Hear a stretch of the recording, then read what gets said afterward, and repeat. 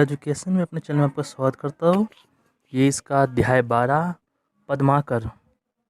मध्ययुगीन कवियों में विशेषकर रीतिकालीन कवियों का मन श्री कृष्ण और उनकी लीलाओं के चित्रण में खूब रमा है।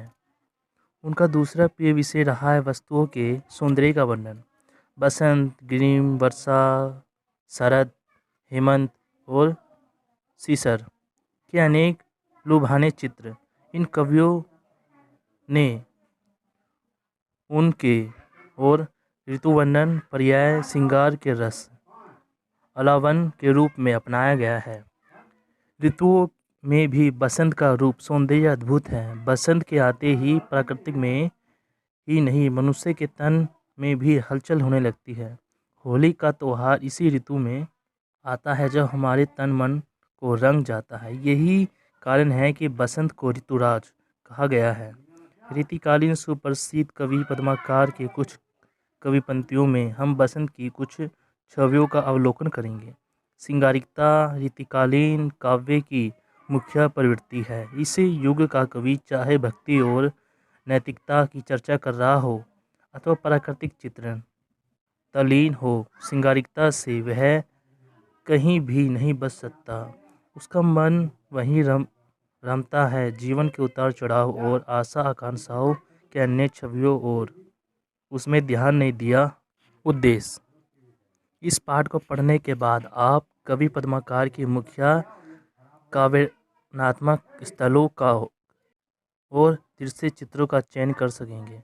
पद्माकर के सेवियों में भाव सौंदर्य की समीक्षा कर सकेंगे। काव्यों के शिल्प सौंदर्य और भाषा सौंदर्य का विवेचन कर सकेंगे। बसंत वर्णन रूप सौंदर्य चित्रण का भांग के दृश्य चित्रों के सौंदर्य पक्षी के विशेषताएं तुलनात्मक रूप में बता सकेंगे। कवि की कल्पना संवेदनशीलता, सहृदयता, चित्रविधिनी प्रतिभा और भाषा सौंदर्य की सराहना कर सकेंगे। क्रियाकलाप: निम्नलिखित काव्य पंक्तियां पढ़िए। भर जाए उम्मीद धारा के तन मन में, आ जाए ऋतुराज अगर तू मधुवन में। ये तरु तरु के पात गुलाबी हाथ हिलाकर झूमेंगे, ये तेरे संकेत हिमालय के होठ बसंत चूमेंगे।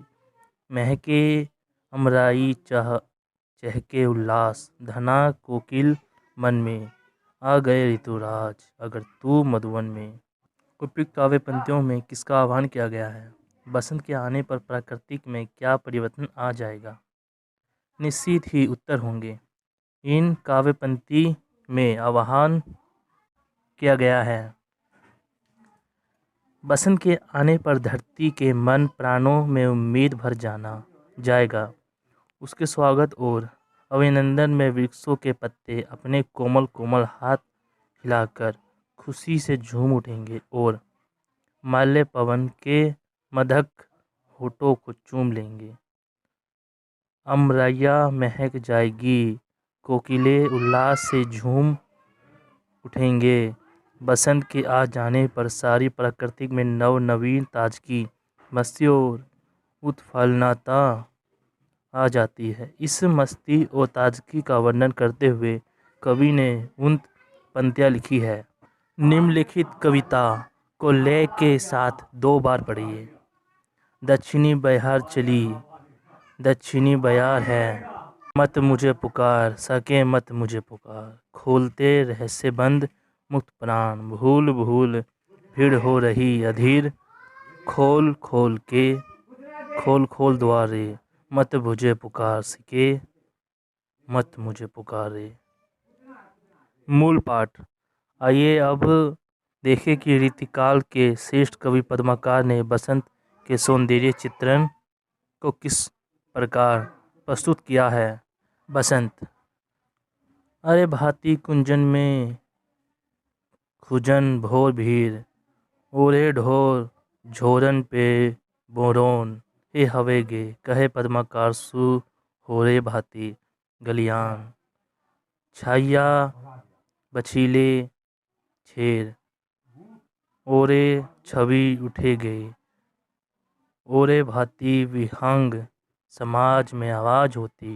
हे ऋतुराज के ना आज दिन दुए गए, और रस और रीति और राग और रंग और तन और मन, और मन हावे गए फाग। एके संग दाहे नंदलाल, ओ गुलाल देहू, दृढ़नी गए जुहू भरी आनंद भरे नहीं।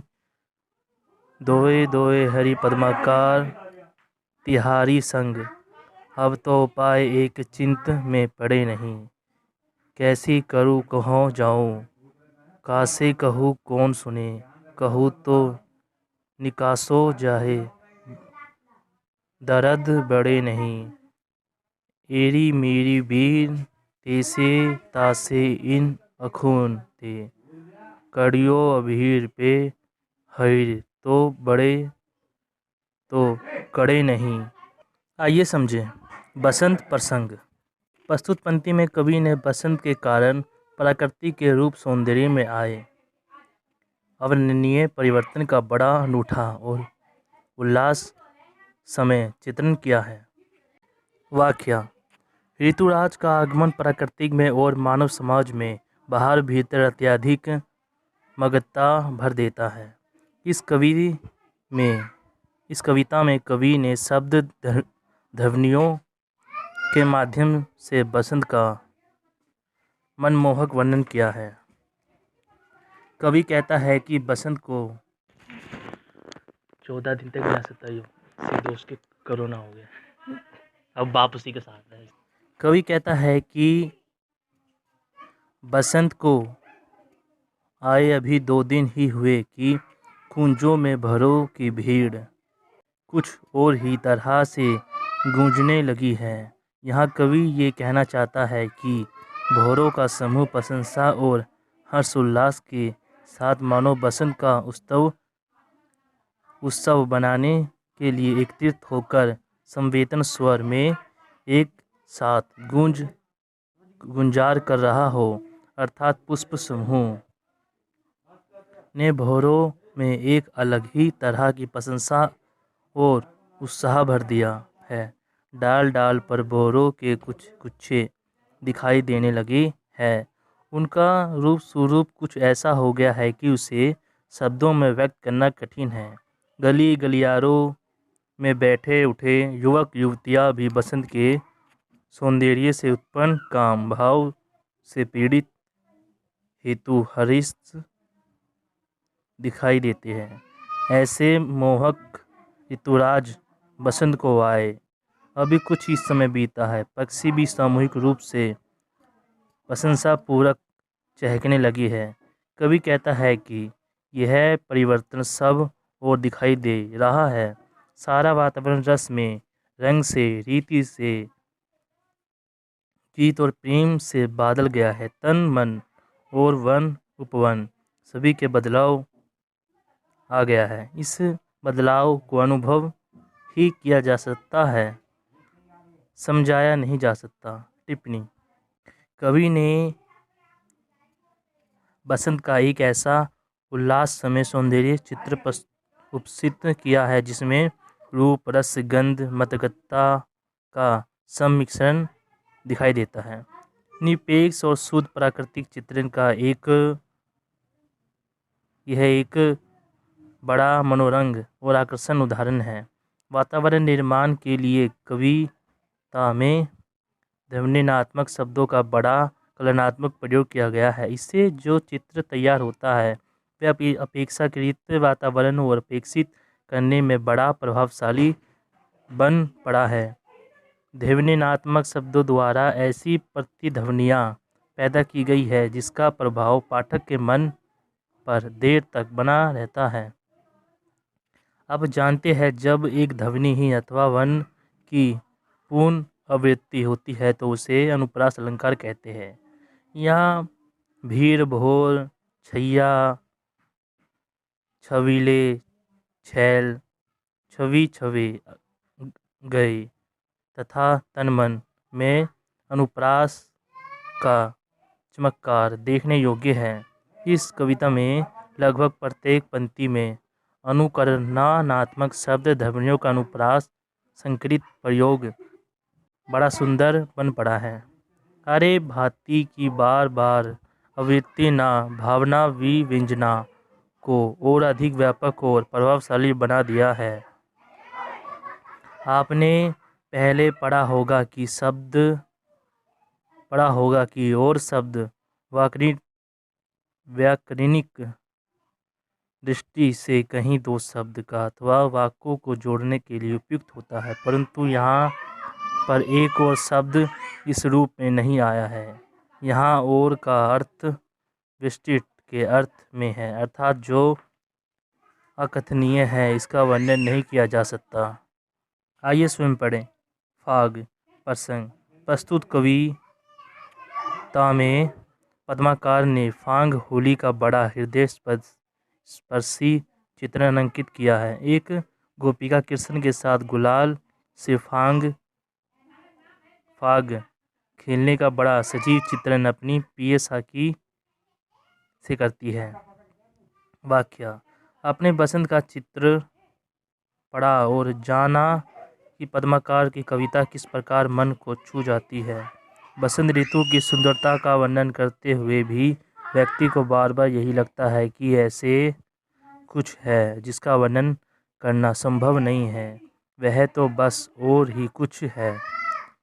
बसंत से जुड़ा है एक उत्साह उमंग का त्योहार जिसे आप भी खूब जानते हैं, उसे कहते हैं होली।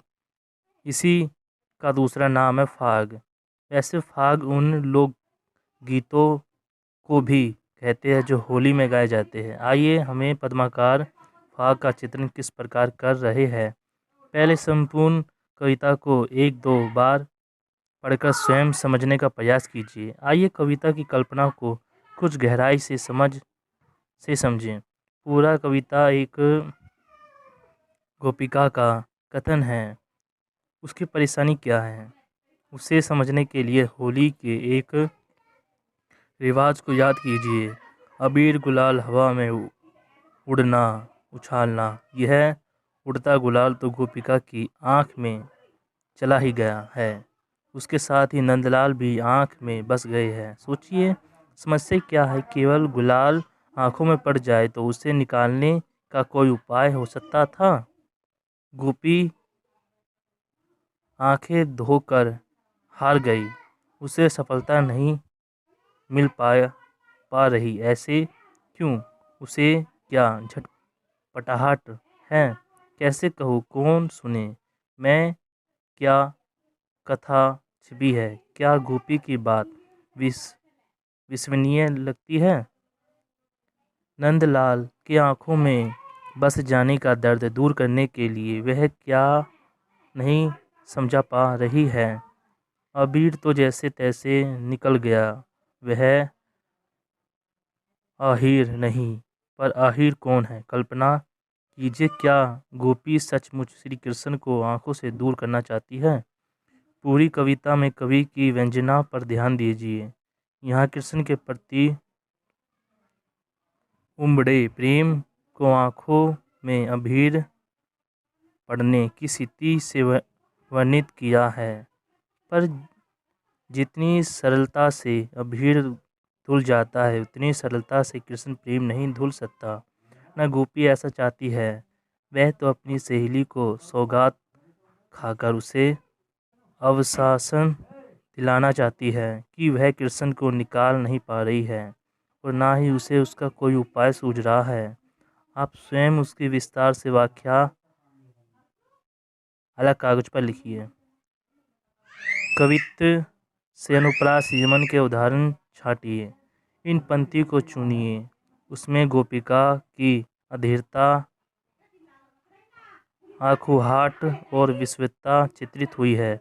इस बात पर भी ध्यान दीजिए कि इसमें किस प्रकार की भाषा का प्रयोग किया गया है। भाव शिल्प सौंदर्य।